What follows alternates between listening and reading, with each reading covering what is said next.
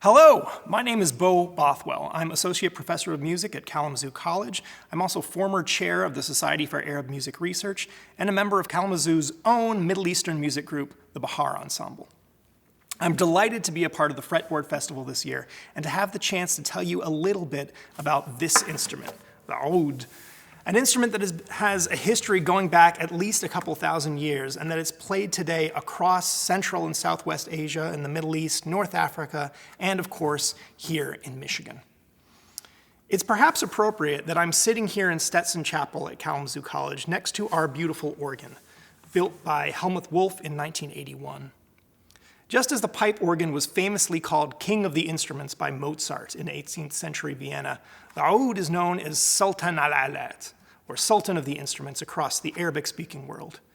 As far away as 15th century Afghanistan, the Çatalca Turkish poet Ahmadi of Herat, in a long poem describing a contest between instruments, described the oud as Shah of the instruments for its versatility and grace, claiming its centrality across Persian culture as well.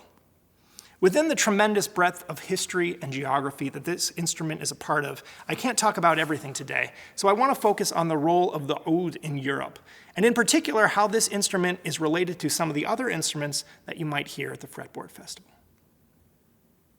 We can start a discussion of the influence of the oud on European fretboard instruments with the name. The Arabic al-oud means the wood or the wooden one, although there are a number of etymological theories as well. But in Europe, al-oud became the lute. For English-speaking organologists, or scholars of musical instruments, the lute family refers to any instrument that has strings running parallel to the sound table, like, for example, the modern guitar. But it isn't just English. In Spanish, Portuguese, Catalan, French, German, Russian, Greek, and a dozen other European languages, the basic word for a lute is derived from the Arabic al-oud. Now, the musical cultures of Western Europe have not historically seen the Arab world as an important precursor. European composers, musicians, and scholars have generally understood their music as growing out of that of Greek and Roman antiquity. However, if we go all the way back in European musical history to ancient Rome, and before that to ancient Greece, we can find evidence of a wide variety of instruments, lots of harps, lots of lyres, lots of reed instruments, panpipes, horns, percussion instruments, all sorts of things. But what we don't necessarily see are string instruments like this, short-necked lutes, or bowed instruments like the violin or the Arabic rababa. Those two families of instruments that eventually gave birth to the modern violin and the modern guitar, so central to what became European classical music, both came to Europe by way of the Middle East. While the medieval cultures of the Mediterranean were in more or less constant contact throughout recorded history, and major trading cities like Venice had long-standing Muslim populations from very early on, it's in the Iberian Peninsula of modern Spain and Portugal that these instruments were established, in the courts of the Muslim rulers of what is called in Arabic Al-Andalus.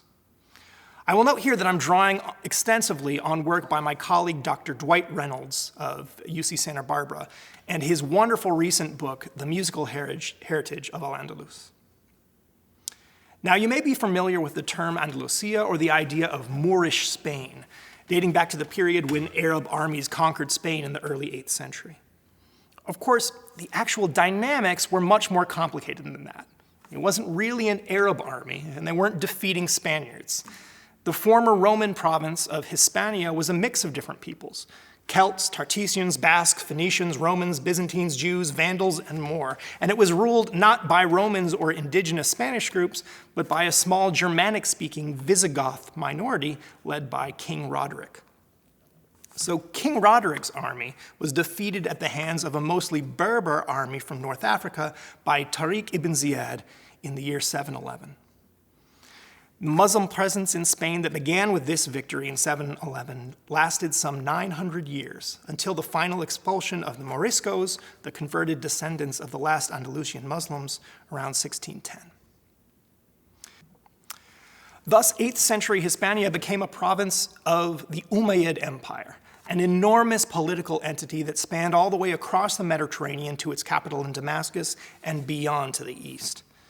When the ruling family of the Umayyad Empire were overthrown in a revolution in 750, all of them were killed by the Abbasid revolutionaries, except for one, a young prince named Abdul Rahman, who, according to the stories, escaped the Abbasids by swimming across the Euphrates, traveling incognito for years and eventually making his way to his mother's Berber tribe in North Africa, and from there into Al-Andalus, where he asserted his claim as the sole surviving Umayyad representative. The Abbasids retained control of the rest of the empire, taking the title of caliph and moving the capital to Baghdad. Abdul Rahman I, now in modern Spain, known as Ad-Dakhil, or the immigrant, established a rival second Umayyad caliphate in Al-Andalus with Cordoba as its capital. The palaces and mosques that were built or begun by Abdul Rahman I are some of the most significant architectural achievements of medieval Spain.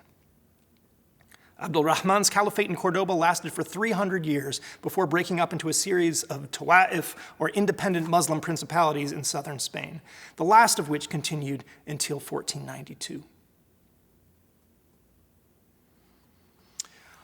Along with religion, architecture, and Arabic language and science, Abdul Rahman I and his descendants brought a court culture that heavily valued the arts, especially poetry, but also sung poetry and the instruments needed to accompany it.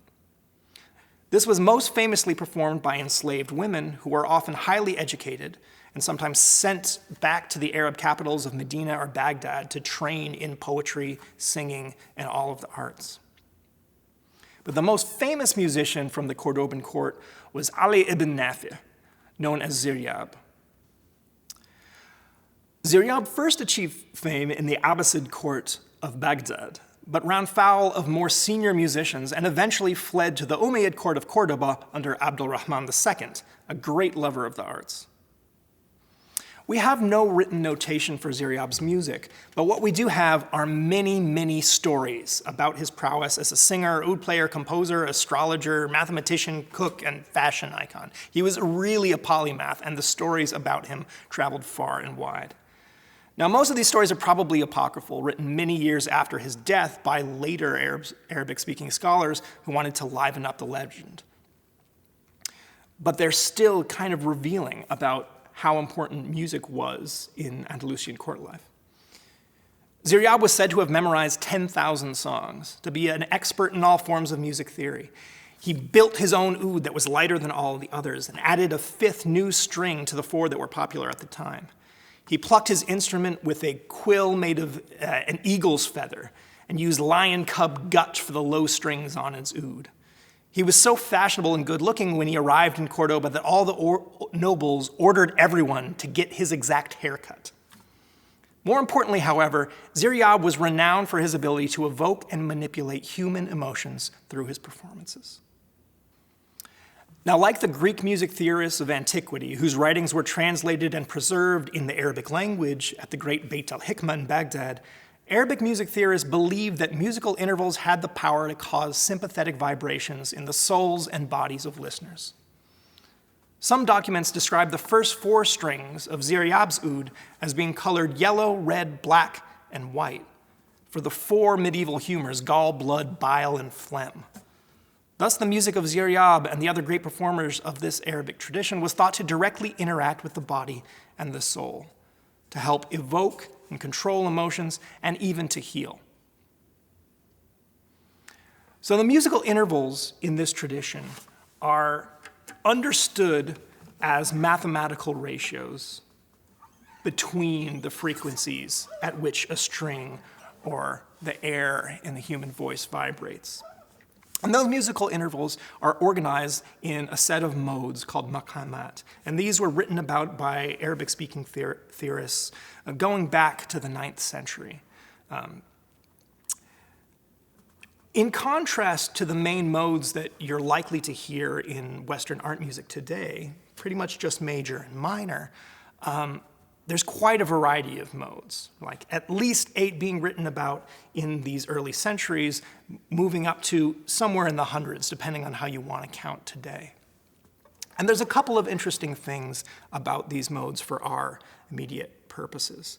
One of them is that on this instrument, because of the fact that we have no frets here, we're able to play not just the notes on a piano, the black and white notes of major and minor. But we can also play notes in between this. So there I played an E natural for major and an E flat for minor. But in some Arabic modes, we've got an E that is halfway between those notes, an E half flat.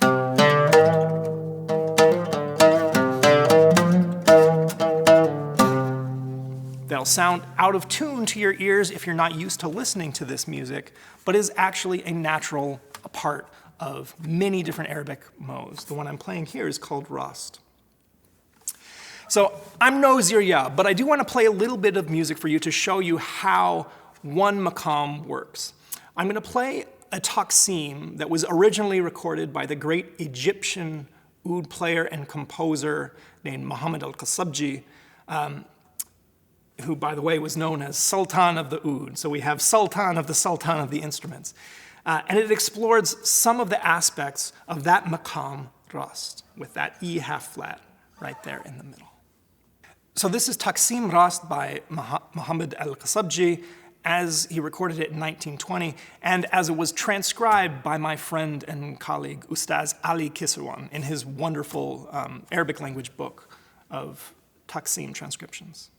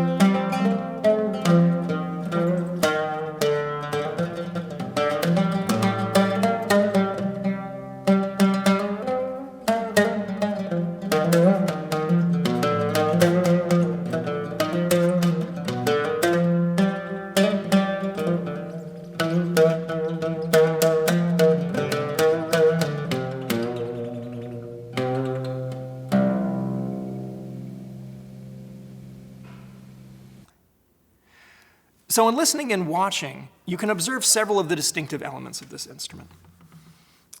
Now this instrument, this was built by Albert Mansour in Beirut, has more strings than the one that was played by Ziria, but in most other ways it's fairly close to the instrument that was described first in a book by Yaqub ibn Ishaq al-Kindi in the 9th century.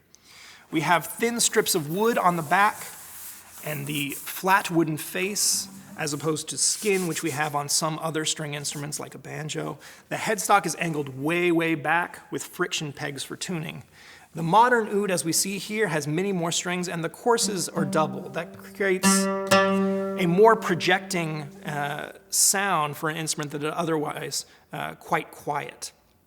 This one has 5 courses of paired strings and a single low bass string. The one behind me over there has 6 doubled courses. If we looked at a Turkish oud, it'd be tuned a little bit higher, be a little bit lighter. There's many variations of the modern oud, but they all have the same basic shape and basic structure. As Dwight Reynolds has documented, where in the 8th century we don't find any evidence for lutes or bowed string instruments in Western Europe, by the 11th century, we can find these instruments all along the Mediterranean and moving steadily north, becoming one of the staple instruments of European court life. During this period, the Arabic-speaking caliphs and kings of Al-Andalus ruled over an extremely diverse population in terms of ethnicity, language, and religion. Scholar Americo Castro famously referred to this period in Spanish history as la convivencia, or the coexistence, because of the combination of Muslim, Christian, and Jewish populations in the cities and courts of Al-Andalus. While we don't have music notation from this initial period, we do have documentation in terms of biographies of musicians and poets and images of performers in the act of performance.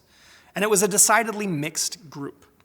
Even just linguistically, the Arabic language of the Umayyad court was juxtaposed with varieties of Castilian and Galician and other Spanish precursor languages, Hebrew and Ladino of the Judeo-Spanish peoples, Latin of the Christian church, and dozens of other languages. And daily life and literature took place in a mix of all of these. And we know that composers were frequently translated and moved between languages, and even incorporated multiple languages into the same poem or song. One genre in which this kind of linguistic mixing took place was a form of Arabic poetry called the muwashsha. I'm going to play a little bit of a muwashsha that was possibly written in the 14th century by an Andalusian composer named Lisan ad-Din ibn Khatib. One of the remarkable things about this tradition is that while we don't have a lot of notated music from the early centuries of the Andalusian muwashsha, a great deal of this repertoire has been preserved in some form because it became popular across the Arabic-speaking world, such that the muwashsha is both a historical genre of medieval Al-Andalus and an active tradition preserved across North Africa and especially in Syria, where I learned this piece. Here's a little bit of Lema Beda Yetathanna.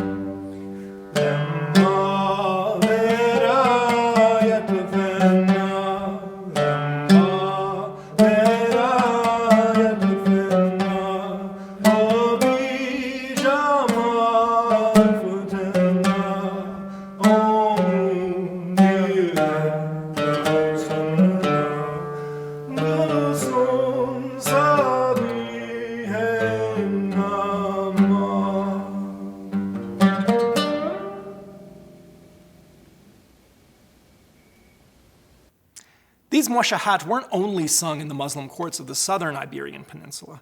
Even beyond the confines of Muslim Al-Andalus, in the 13th and 14th centuries, almost all of the Christian courts in northern Spain employed Arabic-speaking Muslim and Jewish musicians. For one great example, we can look to Castile, where the court of Sancho IV, around 1290, employed 27 musicians. We know because we have the records of his payments to all the employees. 27 musicians, 13 Christians, 13 Moorish musicians or Muslim musicians, and 1 Jewish musician. Now, there isn't a lot of documentary evidence for Muslim musicians in the Andalusian courts and the Christian northern Spanish courts traveling north to the rest of Europe for extended periods of time. But there is quite a bit of documentation that musicians from northern courts, minstrels from France, Bohemia, England, Australia, Germany, Scotland, Italy, just to name a few, traveled down to Spain and spent time in these mixed courts. Troubadours, trouvères, and minnesingers from elsewhere in Europe would travel down and, having made that trip, would spend extensive time just hanging out in the courts. Because your job, if you're a minstrel in a medieval court, is to just hang out and wait for the occasion where the nobleman is going to want to hear a tune. But the vast majority of your day, you're just around the other musicians, trading songs, we have to assume, showing each other your instruments, and just trading knowledge, the way that musicians always do when they're put together waiting for the gig. Without going into too much detail, suffice it to say that the popularity of Arabic song shows up with direct evidence in the rest of the courts of Europe. In what is now France, for example, the troubadours and trouvères of the late Middle Ages ended up singing their paeans to courtly love in poetic genres that formally, in terms of their rhythm scheme and structure, drew directly from the Arabic mwasha.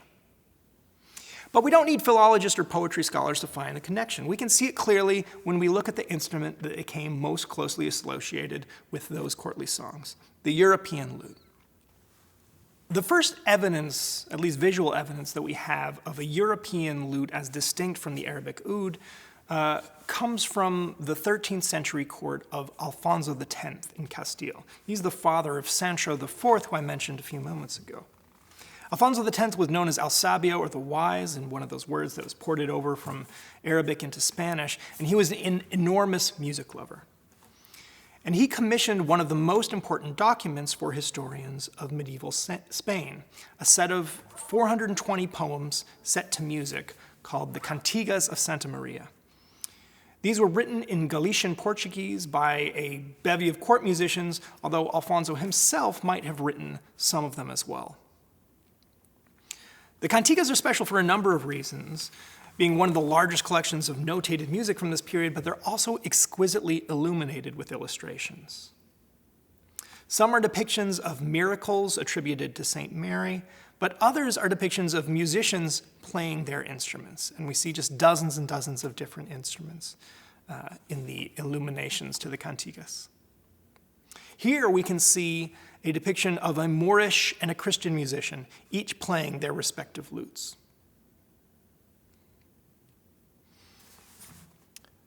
Over time, this playing style shifted away from the plectrum, or the risha in Arabic, to a playing style that involved using the thumb and several fingers to create a kind of tremolo on a single note. And we see this kind of playing style in some classical and some Spanish guitar even today.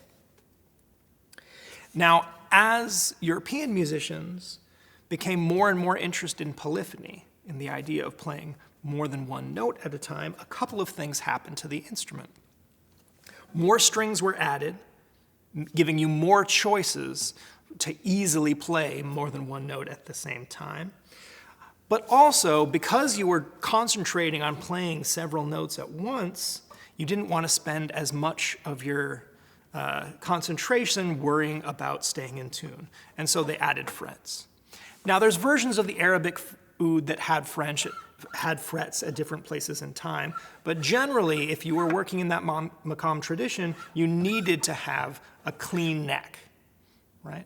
So as the European lute becomes more and more invested in playing polyphony, it loses the ability to play some of the music that those court musicians in the 13th century were probably playing on the ouds.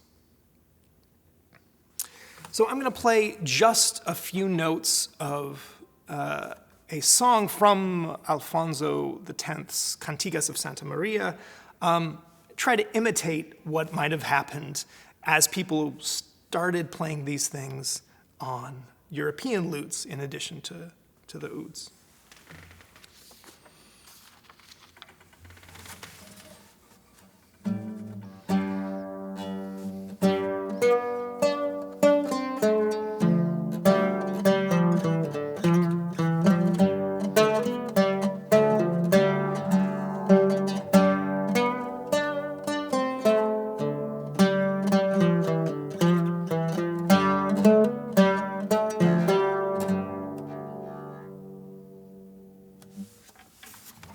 So it's not quite the same when you're playing on an Arabic instrument, but you can get the idea. I'm starting to add some bass notes down to that monophonic melody line. And when you hear people record the Cantigas of Santa Maria, they're often adding those lower notes that would have been played a little bit later in the Renaissance, or a little bit later in the medieval period and into the Renaissance, even though the notation only has that single upper line that might have been played on an oud as well. So one of the things that documents like the Cantigas of Santa Maria show us is that even though this is one of the first times that we see a difference between the Arabic and the European lute that would go off and diverge in increasing ways over the next several centuries, you already had a huge variety of other instruments in the lute family, of instruments that had strings going parallel to the face of the instrument. So you had vihuelas, you had things called guitarras, you had all sorts of different instruments made really confusing for musicologists by the fact that people are almost never consistent in terms of what names they use to refer to different instruments. You have to remember that this is a period where the courts were writing poetry in Castilian Portuguese, but they were also reading Arabic and Ladino and Latin and conversing in a dozen other local languages, right? And so the names for instruments are really inconsistent from one place to another, making it very hard to tell exactly what moves to what and what transforms slowly over time. Now, when people think about the evolution of musical instruments, they often tend to imagine a single linear progression, wherein one instrument gradually evolves into the next through small changes, as in the famous image illustrating human evolution. Using this kind of mental model, you'll sometimes hear people describe the oud as the ancestor of the guitar. And while that's very true in some ways, in fact, there's no such simple linear progression. People got their hands on this instrument and immediately started making infinite variations of all kinds. Some meant for strumming, some meant for playing like this, some eventually evolving in the polyphonic way of the European Renaissance lute. When we read and look at the documentation that exists for music making in the Middle Ages, we see illustrations and redescriptions of a huge variety of instruments, most of which no longer exist. So looking back in time, we see musicians and instrument makers, just like today, constantly experimenting with numbers of strings, tunings, shapes, materials, every aspect of instrument construction. And in fact, when we're thinking specifically about the modern guitar, the use of that word, guitarra, goes back a lot longer than the instrument that we would all identify as the guitar, right? So it's not until the 15th, 16th centuries that we consistently label the same instrument with the same kind of flat back, the same set of strings as a guitar, even though the word was present quite a bit earlier. So for example, in a book from 1330 called The Book of Good Love, which was a fictional autobiography, the author describes a procession in a town of Spain that includes all sorts of different kinds of instruments. And he includes what is called a guitarra latina, a Latin guitar, and a guitarra morisco, or a Moorish guitar, that we can reasonably assume was the oud. Right? So at least in parts of Spain, not only did people see this as the direct precursor to the guitar, whatever the guitar was for them at that moment, but they actually referred to it as a guitar. So while we can say that the lute family and the guitar, which is a member of that family, did not exist in Europe before the oud, for most of the history of this instrument, the oud and some kind of guitar coexisted. So more than just tracing a morphological descent of one instrument into another, it's useful to think about all the ways in which those musical cultures continue to interact and influence each other and actually musically, mutually co-create new musical cultures for a period of hundreds of years. And this continues all the way into the present, right? Where instrument makers continue to innovate based on influences like the oud. If we jump ahead 1,200 years from Ziryab into the 1960s, we can hear a musician like Dick Dale of the Deltones, the pioneer of American surf rock, playing a piece like this.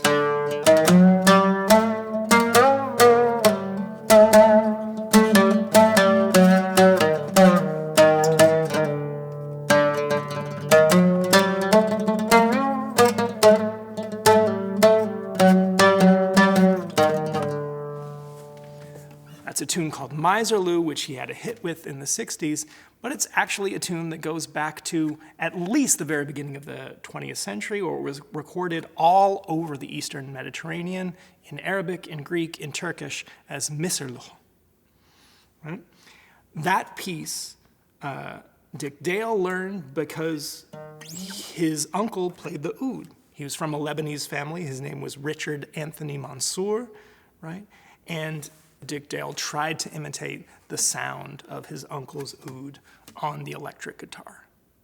So while we can't pinpoint a single moment in which the oud gives way to other instruments in Europe, in fact, things were just simultaneous and a much more complicated and interesting web of different instruments. We can say that the mutual influence back and forth between the Arabic oud and the lute, the guitar, and the other string instruments of Europe and European-influenced musical cultures has never stopped. It continues and is ongoing, even until the present, where you can come hear this instrument played in Kalamazoo by the Bahar Ensemble. So thank you for listening. If you're interested in learning more about Arabic music and about the oud, please get in touch with me.